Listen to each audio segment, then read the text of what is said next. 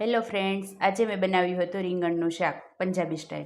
તમારા ઘરમાં કોઈ રીંગણનું શાક ના ખાતો હોય તો આવી રીતે બનાવી શકો. રીંગણનું પંજાબી સ્ટાઇલ શાક બનાવવા માટે આપણે તેલ ગરમ થવા મૂકી દીધું છે. તેલ ગરમ થઈ જાય એટલે આપણે એમાં રીંગણ તળી લઈશું.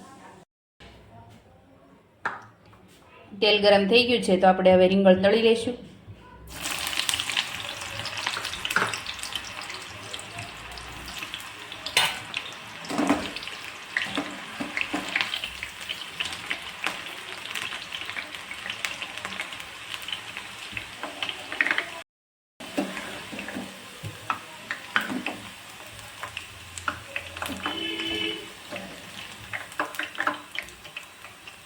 રીંગણ તળાઈ ગયા છે તો કાઢી લઈશું આપણે હવે.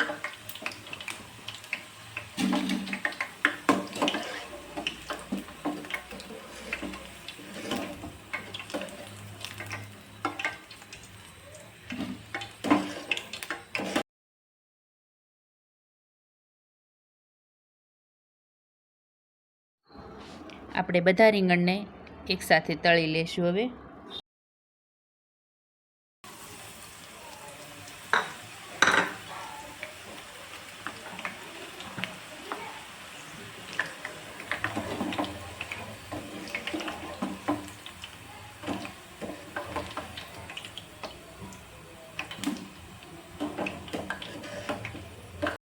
એકવાર તમે આ શાક બનાવીને ખાશો એટલે તમને વારે વારે આ શાક બનાવીને ખાવાનું મન થશે, એટલું ટેસ્ટી બને છે. એકવાર આવી રીતે જરૂર બનાવજો તો જ તમને સ્વાદની ખબર પડશે.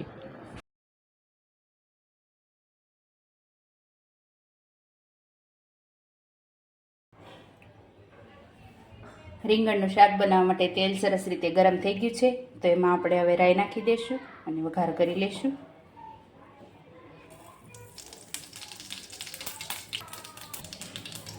રાઈ સરસ તતડી ગઈ છે તો એમાં આપણે હવે લસણ નાખી દઈશું.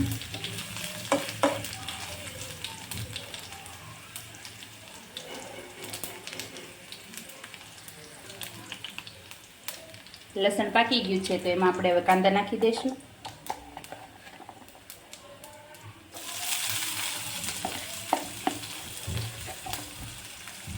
અને ગોલ્ડન બ્રાઉન થાય ત્યાં સુધી ચડવા દઈશું.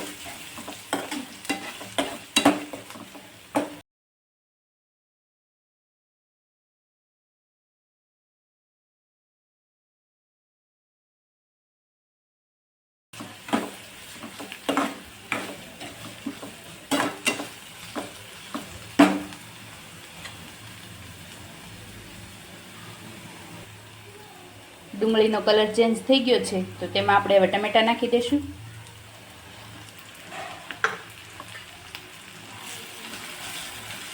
સરસ રીતે મિક્સ કરી લઈશું.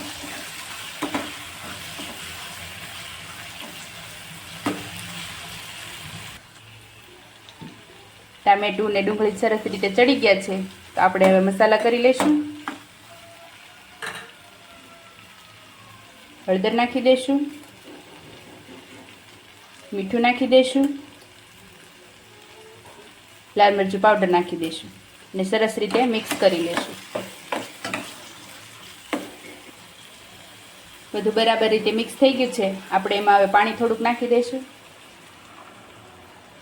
અને ફરીવાર મિક્સ કરી લઈશું.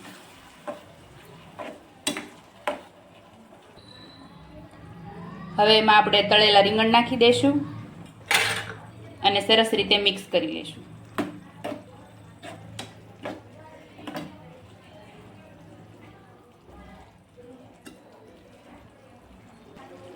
બધું મિક્સ થઈ જાય એટલે આપણે એને ઢાંકીને થોડી વાર ચડવા દઈશું.